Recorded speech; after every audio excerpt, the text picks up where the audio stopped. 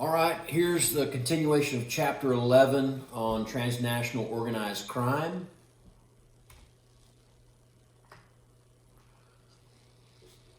So what are some examples of cybercrime? So let's talk about cybercrimes now. The misuse of computers and the internet to carry out criminal activity is cybercrime. Again, the misuse of computers and the internet to carry out criminal activity is cybercrime. Cybercrime refers to a method rather than a particular criminal offense. It's the method in which the crime is committed through the computer and the internet. Because many different kinds of offenses can be carried out in that fashion. So some of the examples of cybercrimes, fraud, it's a most common example, such as lottery scams, bank account scams, advanced fee fraud, and identity theft. Some of the threats it's carried out behind the computer screen. So it's hard to detect and it's hard to capture these individuals because they can hide behind a computer screen. An example was a few years ago there was a NFL player incognito that was harassing another NFL football player on his team via the internet, cybercrime essentially for harassment. And so that was one example, kind of unusual. Another example of cybercrimes is extortion. That's to put undue pressure on others to act against their desire. That's extortion. Common characteristics of cybercrimes. All cybercrimes have the following similar characteristics. The intent to commit a crime by deception or coercion using computer or the internet.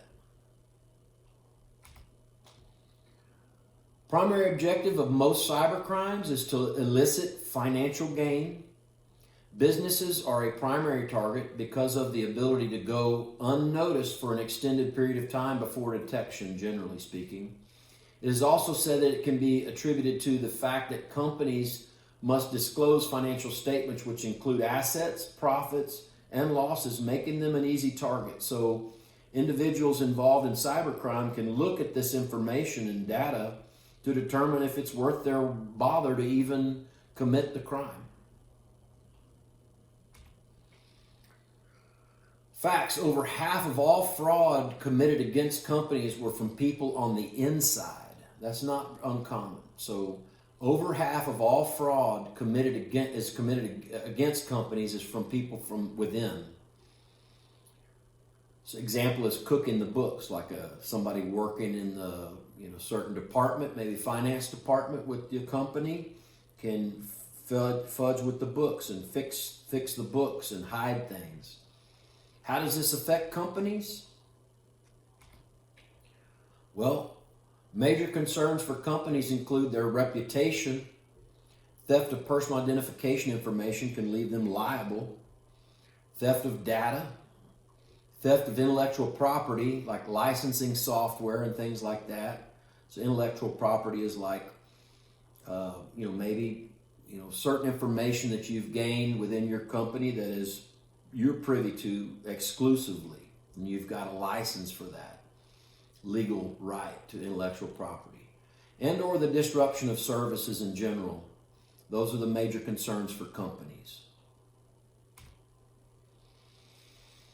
One of the primary indicators of the extent of cybercrimes is provided by the ICCC, the International Crime Complaint Center, which logs complaints from victims about crimes committed using the internet and provides services to victims and law enforcement.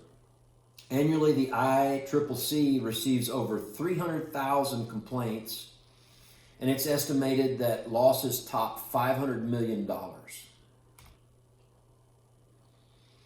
The top 5 crimes reported to the ICCC include FBI-related scams, identity theft, advanced fee fraud, non-auction, non-delivery of merchandise. So if you're on eBay and you think you're in an auction and you win the auction and you submit your payment and you don't get delivery of the merchandise.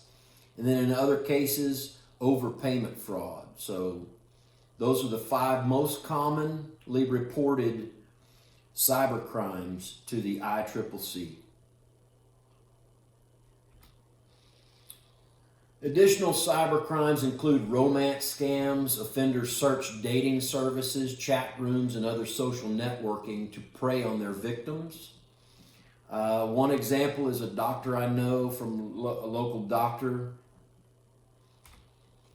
and I'll share his story with you. Essentially, the best, actually, in that case, I'll go back. In that case, this doctor met a young lady on an internet site, dating site.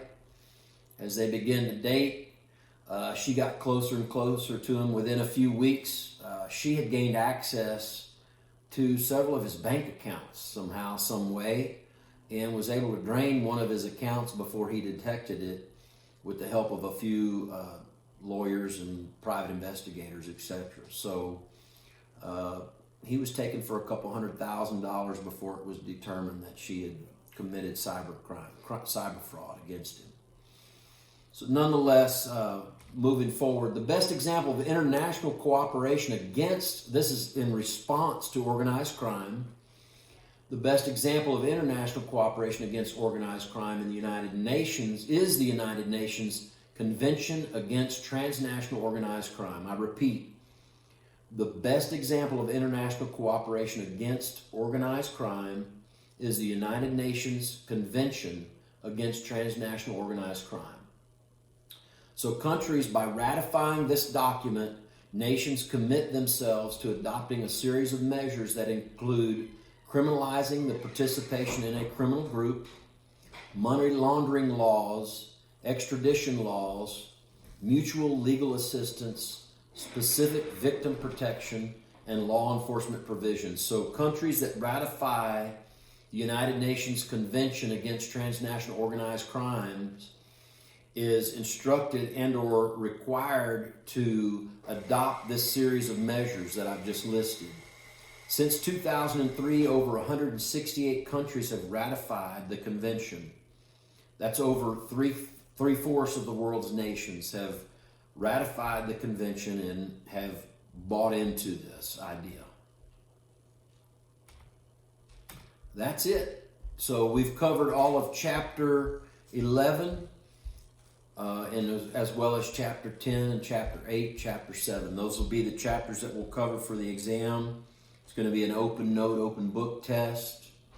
I will send you these slides, and you have copies of my presentations, as cheesy as that is. So good luck to you. We'll talk soon.